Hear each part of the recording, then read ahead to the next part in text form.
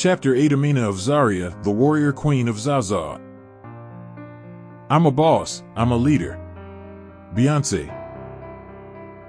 Our travels have taken us far and wide all throughout time and space, seeking the glorious royal past of Africa. The journey continues as we head to Hausaland to seek the great Queen Amina, just as the waves roll into the shoreline of the beach with constant regularity, such as the rise and fall of kingdoms of the Sahel. The Mali Empire rose and then fell, giving way to the rise of the Songhai Empire, which then fell, giving way to the rise of Hausaland. In the lands of north-central Africa, between the Niger River and Lake Chad, were a group of city-state kingdoms ruled by the Hausa people. The Hausa people are an Afro-Asiatic ethnic group that shared a common culture and language. The loose alliance between the 7 original states of Katsina, Reno, Biram, Dora, Gobir, Kano, and Zaria Zazzau made up Hausaland, but it grew into many other satellite city-states filling up the landscape. Each city-state had their own king and each had their own elders, court, and advisors. Great wealth was generated throughout the states with the sale of salt, leather, gold, and many more goods. The geography of the states made them an easy trading post for the rest of North Africa.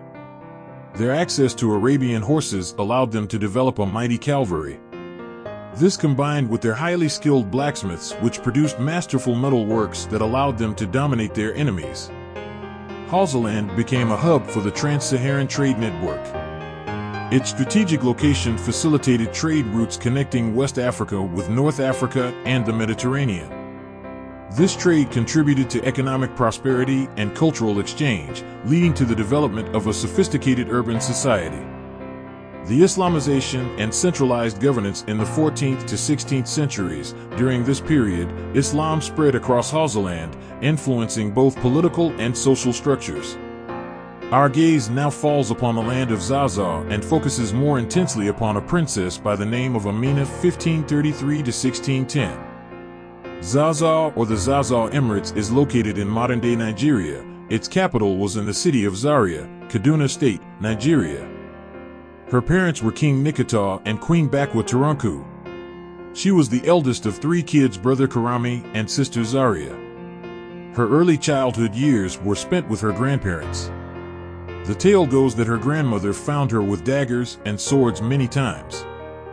The grandmother told her husband about the discoveries, and he decided to encourage their granddaughter to become a warrior and state builder.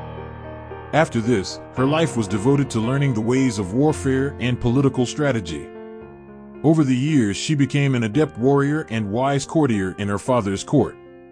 Her father, King Nikita, passed away and her brother, Karami, ascended to the throne. Even though Amina was the oldest, it was uncommon for a female child to take the throne over a boy.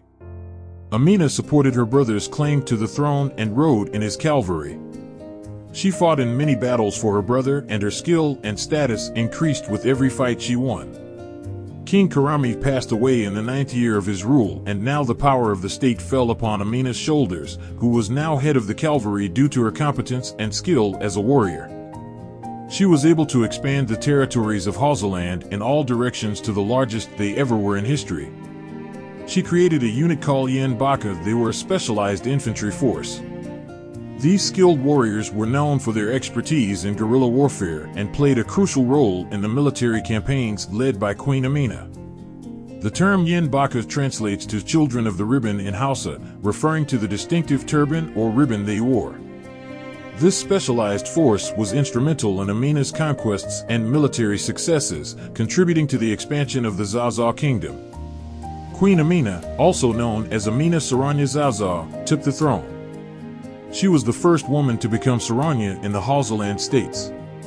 A few months after becoming queen, Amina mobilized her army and began a series of battles that carried on for the 34 years of her reign. Her justification for the constant act of aggression was for the purpose of securing safe passage for traders passing throughout her lands. These efforts ensured an endless stream of gold to her coffers. Under Queen Amina's rule, all of the Hausa states were united under her rule and made to pay tribute to Zazzau on a regular basis. The wise state builder in Amina gave her the vision to build walls and fortifications around Zazzau, which became the prototype for each city in her kingdom. The walls were called Januar Amina, which meant Amina's wall, and to this day, the walls remain. They are a testament to the quality of material and level of skill of the craftsmen that built them. The walls were more than just protection from the enemy, they also served as a place to eulogize the fallen soldiers that gave their lives for the survival of the state. The walls gave birth to urban life in the Sahel, which was a complete change and a paradigm shift.